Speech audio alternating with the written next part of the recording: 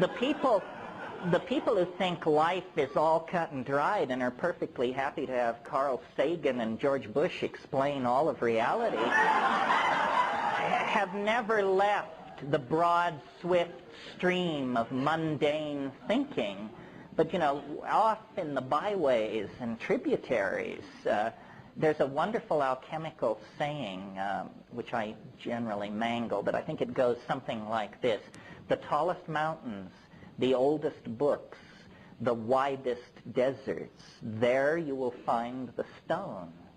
And what it is it's a prescription for exploring weirdness.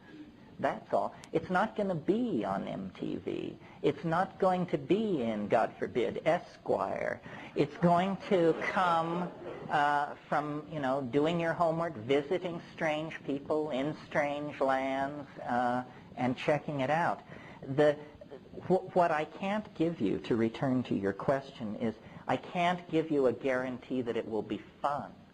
You know, the Rolling Stones have that wonderful line, you don't get what you want, you get what you need. This stuff is ruthless. And if there's something that you're trying not to look at, it's going to get you, for sure. But ask the veterans. Most people will tell you, you learn more from the bad trips than you do from the good ones. The good ones are ecstatic and connect you up to nature and other people. The bad ones show you your kinks and your limitations and your thought errors and that sort of thing. It's not an easy row to hoe. That's why I think there's a little bit of social confusion about it. One of the things I should make clear is I really advocate high doses rarely.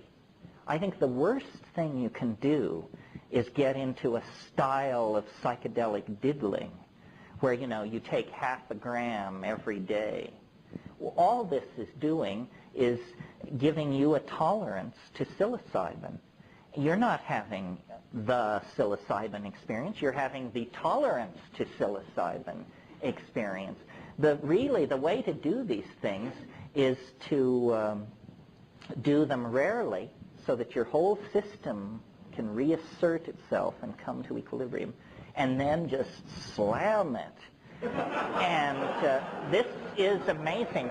I mean, I think that this works for all these psychedelics. I'm an inveterate cannabis user, and I wish, in a way, that I could get a slightly better grip on my cannabis use, because I think the real way to do cannabis is like once a week, by yourself, in silent darkness, with the strongest stuff you can get, and then immense amounts of it. And, you know, people call it a recreational drug and a this and a that. Hey, done that way, it will catapult you into places where I love it. The great place to get to on cannabis, and some people never in their whole life touch it, is the place where you say, my God, I've done too much. It's not easy, folks, but it's worth shooting for.